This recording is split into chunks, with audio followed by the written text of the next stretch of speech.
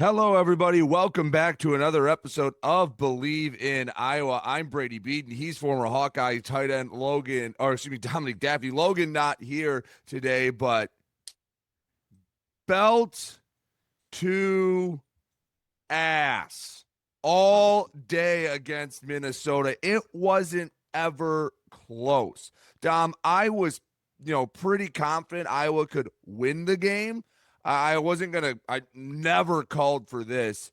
This was as much of an ass kicking as Iowa's had against a Big Ten team, let's just say a decent Big Ten team in a while. That and in a rivalry game too, Dom, that was big time. Oh yeah, and even having it be 31-0 at half, I think you could say the entire city of Iowa City, the entire Hawkeye fandom was just grinning ear to ear, because we always have this rivalry with Minnesota, and they always say it's a mirror match, and Minnesota's not that far, and all that ski you ma stuff. I hear it all the time. I've had teammates from that went to Minnesota. And it's just always good to get a victory like that against not only a Big Ten opponent, but one of your rivals. And the way that Iowa looked as well, I think, is also why we're happy, is because the offense played really well, defense played really well, and of course, special teams has always been something that we lean on. So the fact that we had just such a complete game, I think we talked about it during the game, where we had a passing touchdown, a rushing touchdown, a pick six, a punt return for a touchdown. And it was like, well, shoot, if we could do this every game, I mean, college football would be easy. The Iowa Hawkeye fans would be smiling every week if this is how it would always go. So I think that just the way that we played, just that full facet, we were hitting on every cylinder. That's why the Hawkeye fans are so happy about this one. Of course, also putting belt to ass to one of our rivals. Mm-hmm. And I'm not going to go overboard and go, wow, Iowa's arrived. They're a wagon. Because Minnesota's a nice team. They're going to go to a bowl game, and it's going to be some random bowl in Odessa, Texas, or something like that. But they're going to go to a bowl game. And again, anytime you beat a rival 41-3, that's an absolute ass kicking. And Iowa played well. I'm not going to say, like, all right, bring out Oregon. We're ready to go toe to toe with the Ducks. But I'm going to say this is as promising as they've looked. The offense seems to start to click. And I know all the jokes about Iowa's offense are still out there. They're averaging, over 30 some points a game. Their offense, no, it is not high flying. It's not the greatest show on turf, but it's something that you can at least, get behind and know that they're probably going to score 20 plus, or they're capable of scoring 20 plus against any opponent out there. Yeah. And I think the biggest thing, too, when you talk about like college football is peaking at the right Mm-hmm. time too. And while yes, it's not the most impressive thing to look at, and it's not but when has Iowa ever been?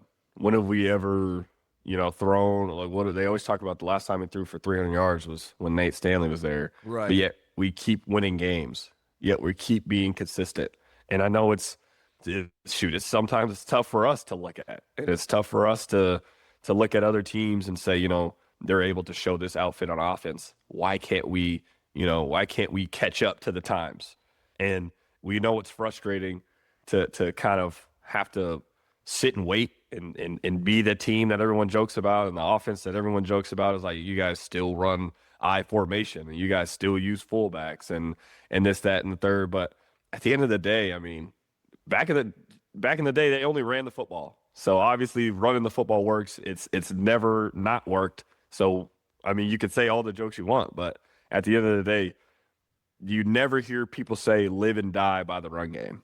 You hear people say live and die by the pass, live and die by the three. So I mean, it's going to be our bread and butter until college football ceases to exist. So yeah, I think the fact that our offense is peaking at the right time going into November, we know how Kirk and the Iowa football team gets in November. I Mm-hmm. think it was what they've 21-3 in November since like 2019 or something. I know they update that stat every year, but they play football really well in November. So while yes, Minnesota isn't the greatest team, and they beat some decent guys, but they're not like one of the best player or one of the best teams in the Big Ten, one of the best teams in the country.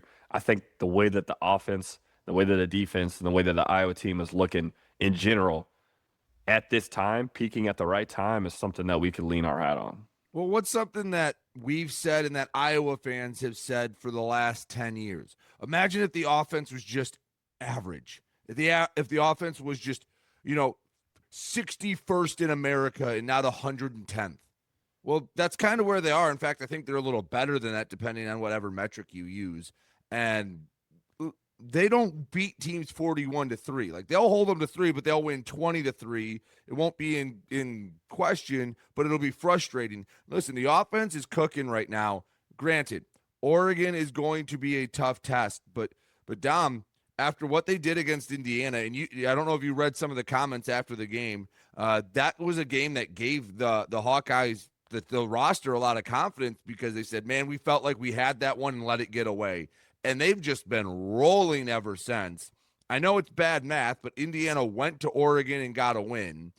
Oregon's going to come to Kinnick, their first trip to Kinnick since joining the Big Ten.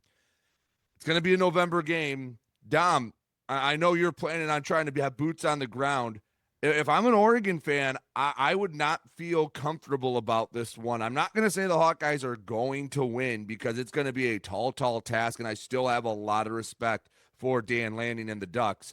But I'm saying I would not be – this is not a feet up on the couch type of game. This is going to be a battle. No, absolutely. And like you said, it's their first trip to Kinnick. It's kind of their second year in the Big Ten. So, that the idea that it's the old Iowa and we can go out there and have a shootout, I don't agree with that. I don't agree with that mentality, and I don't agree with people saying, oh, Oregon's just going to roll over them. I mean, it's at Kinnick, and we know, I don't know what it is, the magic in the air. I don't know if it's the Children's Hospital looking right down at you. I don't know what it is, but there's something about playing at Kinnick at night in November, later in the year. It gets spooky in there, and it's loud. You can't hear anything, whether you're on the Iowa sideline or the other sideline. It gets so loud in there, and the people could feel the energy. And I think not only does the team feel the energy right now, like I hear it every day. Like, the fans are so ready for this game. My teammates, that's why I wanted to go to the game. A bunch of my teammates are like, yeah, we're going. And I think they're even commemorating the 2015-16 team during like halftime or something. Oh, so there's the one that went to the Big Ten. There's going to be a lot of energy in the building. And like we just got done talking about, I mean, we're peaking at the right time, playing against Indiana, one of the best teams in the country, and we were right there. I mean, that means something to teams, saying that, we could play with anybody. We could beat anybody. And this team lost to the team that we almost beat. So it's like, we don't feel like it's a David or Goliath. We feel like we could match up well with anybody. We feel like we could play anybody, no matter what. And that's just the confidence that comes with playing tough battles with really good football teams. So the assuming that, like you said, it's going to be feet up, or we can, turn the game off by the third quarter. I don't know if the Iowa team is if that's their mindset. They're coming ready to win, and I think they have it in the back of their mind that we got Oregon, we got USC, we got Nebraska. Mm-hmm. So we have just as good a chance as anybody of fighting for one of those 12 spots, fighting for a Big Ten championship, and fighting for even more later in the season. So you brought up peaking at the right time. Is this actually an instance where the bye week kind of hurts? I don't think so. Because they're playing really well right now. And 100%. And now you get a week off. Does it feel like it takes away the momentum? Nah. In my mind, what I remember, or what I know, the bye week is like, it's not one of those things where you like sit and you get cold or you forget how the bye week, one, it's physical for a lot of people. And I know for Iowa Hawkeyes, it's physical. We're still putting pads on. We're still hitting. So it's not like we're just sitting around and playing jump rope. Like, we're still practicing. We're still getting after it. Two, you get some guys back. You get some guys back healthy. You get an extra week of prep for a team that has a lot of bells and whistles, has a lot of great players, has a lot of good speed. So it's different when you talk about football bye weeks versus like another team where they might not have played for a while. You got to warm up. You got to make sure your jumper's good or you're Mhm. still swinging well. For football, it's all about that extra week of preparation. And they always talk about with football, it's 80-20 mental first physical. So having that extra week of preparation to play football without it being all high stakes and to watch film on your opponent and get ready for your opponent and get some guys back healthy. Like, I honestly think it couldn't be a better time to have a bye week. You don't go into the game beat up. I mean, even though it was 41-3, playing against Minnesota, playing against the Wisconsins, the Nebraskas of the world, those are always physical games, Mhm. regardless of what the score may be. So being able to have an extra week of prep, an extra week to get your body back right, an extra week to gain some confidence, whether it's in the passing game, whether it's just as a singular football player, as a player mentality, I think it couldn't have been better time to where this bye week is. So one thing that was brought up in the group chat after on Sunday was Iowa not in the AP top 25 after the win. They're 6-2, and could you be aggrieved and say, yeah, they're one of the 25 best teams in the country? I'm sure you can make that case. But Dom, I think we both agreed it's pretty simple. You beat Oregon, now you're in the top 20. You beat Oregon and USC, you are firmly in contention for a playoff spot. 100%. And I think you sent us the graphic where it had Iowa was one of the first four out. It was it was under Big Ten playoff contenders. Yeah. And Oh Iowa yeah, was yeah, yeah. listed as a Big Ten playoff contender. I seen that, and then I seen they had the college football playoff, the 12, and they Mm. had Iowa as one of the first four out. So yeah, I mean it's interesting to not have at least 24, 25 by your name, and to see USC, like you said, kind of go up in the ranks without playing is very interesting. But uh, knowing the Iowa football team and knowing Kirk Ferentz, like, we're shooting for bigger and better things. Mm. Those numbers, as you can see, shoot with Penn State and Texas and many other teams. Those numbers don't always mean something. That doesn't always mean you're going to play the best, or that doesn't always mean that people are going to come in and be afraid. So that number, while it's nice to have, we want bigger and better things. We want trophies. We want significant wins, and we want an opportunity to play in Indianapolis at the end of the year and potentially in the college football playoff. So, yeah, it's interesting. I seen we got a couple votes, but I know that they're out there fighting for more than just a number by their name. Well, November 4th will be the first time that the College Football Committee puts out the ranking. So after this next week, and that's the one that really matters. Then you'll know what the committee thinks of you, how close you are, how far away you are. And that's when you'll get your first gauge to where I was at going into that Oregon game.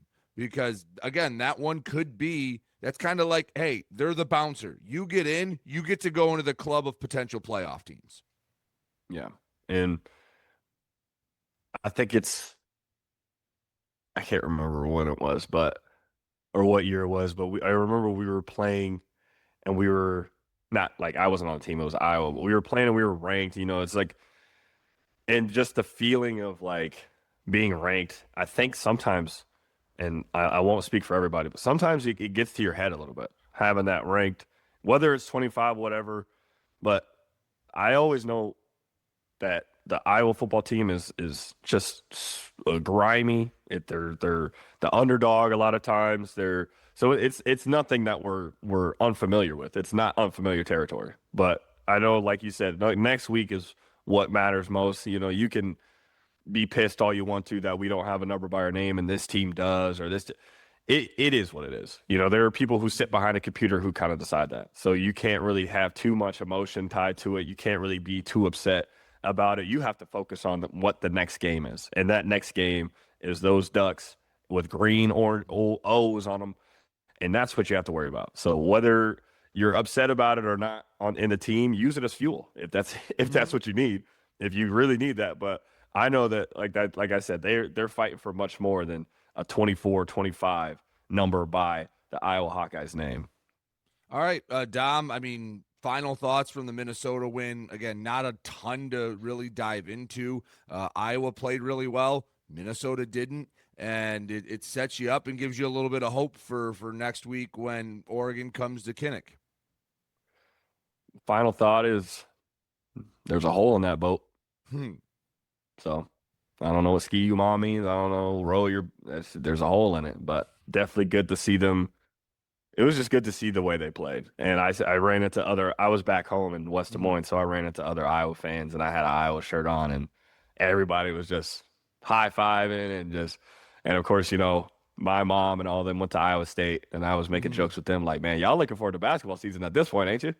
Yeah, y'all ain't got much to be happy about now. I mean, y'all can have the Cyhawk trophy if this is what it is, but yeah, no, just felt really good about the way they played and the way they handled the opponent and came out and smacked them. Like that's the momentum that you need going into November. And whether it's a great team, bad team, momentum's a scary thing. So just happy on all facets right now. And from you've been in the locker room after a win and the Sunday after a win over Minnesota. Is it a little easier to enjoy knowing you got the bye week coming up? It's not quite as intense. You don't have to turn around quite as quick to get ready for the next game. Oh yeah, you could really, after you beat Minnesota, they always roast a pig on Sunday, so you could really enjoy as many pulled pork sandwiches and brisket, anything you want. You can enjoy all of it and know that you have an extra week of preparation and you have an extra week to get ready for what is the biggest game of the year to this point. All right, Dom. Good stuff as always. Plug the socials before we send it home. We got Twitter, TikTok, Instagram, YouTube, all up, all running at Bleav in Iowa, BLEAV. Awesome. For Dominique, Dafney, I'm Brady Beedon. Logan will be back next time on Bleav in Iowa.